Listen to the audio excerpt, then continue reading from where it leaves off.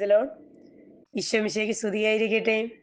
നമ്മുടെ നിയോഗ പ്രാർത്ഥനയില് മൂന്നാമത്തെ ദിവസം നമ്മൾ സമർപ്പിക്കുന്നത് നമ്മുടെ ഓരോരുത്തരുടെയും കുടുംബജീവിതത്തെ, കുടുംബത്തിലെ അസമാധാനത്തിന്റെ വിത്ത് പാകിക്കൊണ്ട് നമ്മുടെ സ്വസ്ഥത കെടുത്തുന്ന പിശാചിനെ നിർവീര്യമാക്കാൻ നമ്മുടെ കുടുംബത്തെ പൂർണ്ണമായിട്ടും തമ്പുരാന്റെ കരങ്ങളിലേക്ക് സമർപ്പിച്ച് പരിശുദ്ധയമ്മയുടെ സ്നേഹ സാന്നിധ്യം ചോദിച്ചുകൊണ്ട് കാനായിലെ കല്യാണ വീട്ടിൽ അത്ഭുതം പ്രവർത്തിച്ച അമ്മയ്ക്ക് പറ്റും നമ്മുടെ കുടുംബത്തിൻ്റെ ഉള്ള എല്ലാ വിള്ളലുകളും അകറ്റാൻ.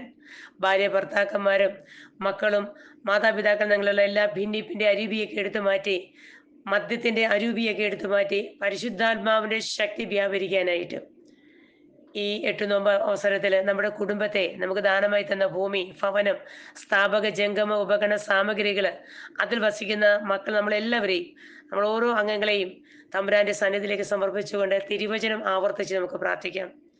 ഈ നിമിഷം അർപ്പിക്കുന്ന പരിശുദ്ധ കുർബാനയുടെ പരിശുദ്ധ ശക്തിയോട് ചേർന്ന് നിന്നുകൊണ്ട് മത്തായി 10:1 അഭിഷേകം ചോദിച്ച് 12 ശിഷ്യന്മാരുടെ സഹായം ഓരോ നിമിഷവും നമ്മുടെ ജീവിതത്തിൽ ഉണ്ടാകാൻ കോടാനുകൂടി മാലാഖമാരുടെ സംരക്ഷണം ചോദിച്ചുകൊണ്ട് ദേശത്തിന്റെ കാവൽ മാലാഖ നമ്മുടെ ഓരോരുത്തരുടെയും പേരിന് നാമകരണമായിരിക്കുന്ന വിശുദ്ധന്മാരെയും വിശുദ്ധകളെയും കൂട്ടുപിടിച്ചുകൊണ്ട് സ്വർഗീയ ദൂതഗണങ്ങളോട് ചേർന്ന് ഒരുമിച്ച് നമുക്ക് പ്രാർത്ഥിക്കാം.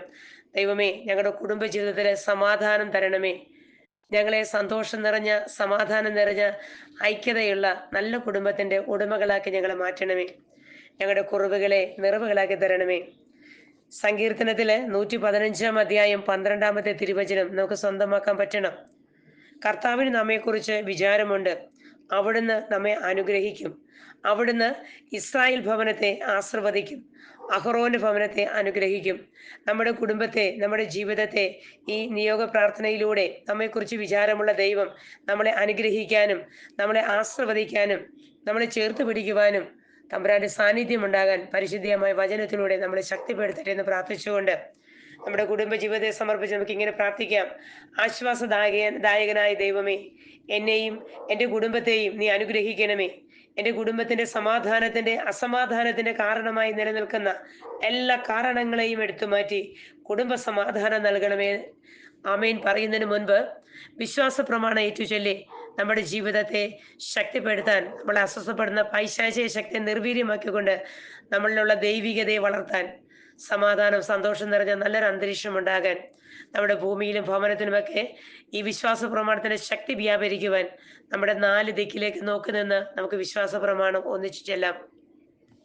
വിശ്വാസ പ്രമാണം. സർവശക്തനായ പിതാവും ആകാശത്തിൻ്റെയും ഭൂമിയുടെയും സൃഷ്ടാവുമായ ദൈവത്തിൽ ഞാൻ വിശ്വസിക്കുന്നു. അവിടുത്തെ ഏകപുത്രനും ഞങ്ങളുടെ കർത്താവുമായ ഈശോ മിശിഹായിലും ഞാൻ വിശ്വസിക്കുന്നു. ഈ പുത്രൻ പരിശുദ്ധാത്മാവിനാൽ ഗർഭസ്ഥനായി കന്യകാ മറിയത്തിൽ നിന്ന് പിറന്ന് പന്തിയോസ് പിലാത്തോസിന്റെ കാലത്ത് പീഡകൾ സഹിച്ച് കുരിശിൽ തറയ്ക്കപ്പെട്ട് മരിച്ച് അടക്കപ്പെട്ട് പാതാളത്തിൽ ഇറങ്ങി മരിച്ചവരുടെ ഇടയിൽ നിന്ന് 3-ാം നാൾ ഉയർത്ത് സ്വർഗത്തിലേക്ക് എഴുന്നള്ളി സർവശക്തിയുള്ള പിതാവായ ദൈവത്തിന്റെ വലതുഭാഗത്തിരിക്കുന്നു. അവിടെ നിന്ന് ജീവിക്കുന്നവരെയും മരിച്ചവരെയും വിധിക്കാൻ വരുമെന്നും ഞാൻ വിശ്വസിക്കുന്നു. പരിശുദ്ധാത്മാവിലും ഞാൻ വിശ്വസിക്കുന്നു. വിശുദ്ധ കത്തോലിക്ക സഭയിലും പുണ്യവാന്മാരുടെ ഐക്യത്തിലും പാപങ്ങളുടെ മോചനത്തിലും ശരീരത്തിന്റെ ഉയർപ്പിലും നിത്യമായ ജീവിതത്തിലും ഞാൻ വിശ്വസിക്കുന്നു. ആമേൻ.